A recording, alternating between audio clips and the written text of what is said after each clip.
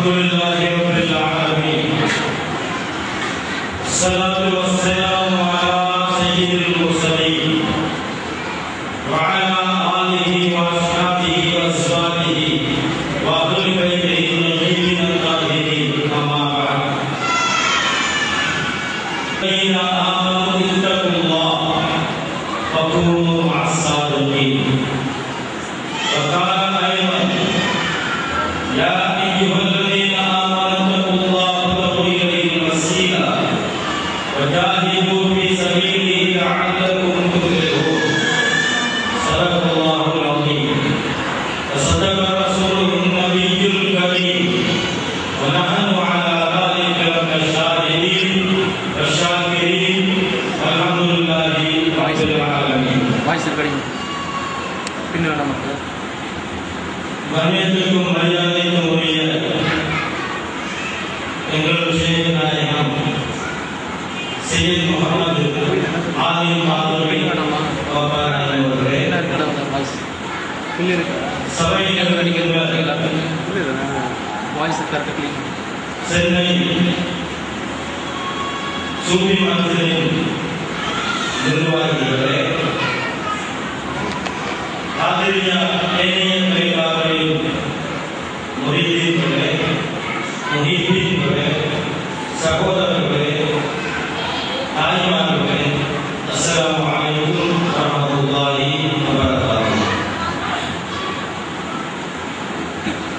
இன்று புனித மாதம்,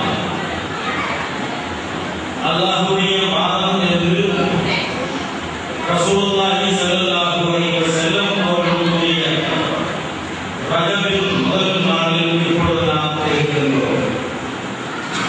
ரஜப் எனது மாதம், ரஜப் அல்லாஹ்வுடைய மாதம், ஷஅபான் என்னுடைய மாதம், ரமலான் உம்மத்தின் மாதம் என்று ரசூலுல்லாஹி ஸல்லல்லாஹு அலைஹி வஸல்லம் அவர்கள் கூறினார்கள். சங்கையான 4 மாதங்களில் முதலாவதாக வருவது ரஜப் மாதம். இந்த மாதத்தின் 6வது தினத்தில் தான் அதாவது ரசூல் கரீபுன் நவாஸ் खाजा मुईनुद्दीन चिश्ती की अजीज़ी की क़द्दसल्लाहु सिर्रहुल अज़ीज़ அவர்கள் வபாத்தானார்.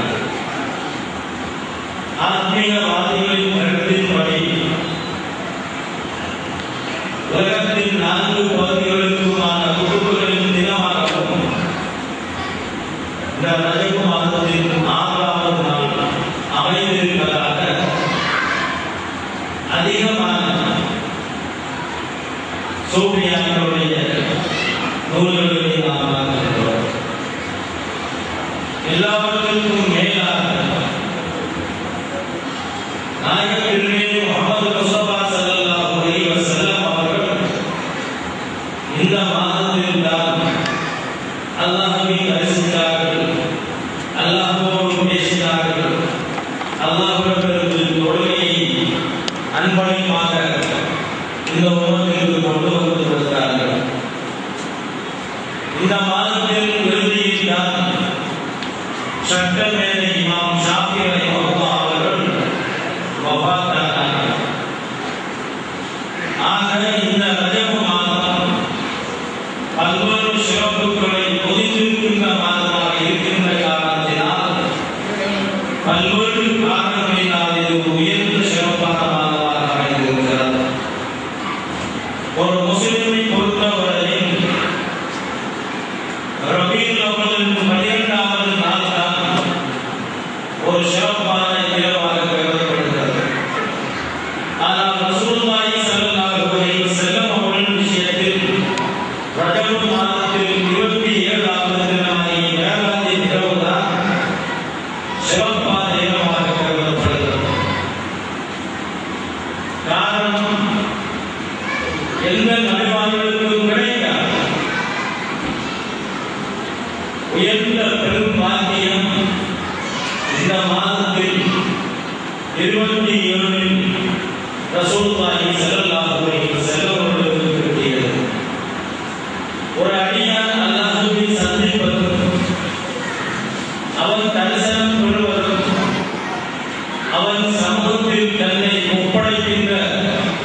அந்த முழு நிலையை தான் வேளாண்மை என்று சொல்கிறோம். அந்த வேளாண்மையின் முடிவை தான் முக்தி வெற்றி என்றும் கூறுகிறோம். பெருமானார் ஸல்லல்லாஹு அலைஹி வஸல்லம் அவர்களுக்கு மாத்திரம்தான் உடலினால் சென்று அவருடைய புறக்கண்ணினால்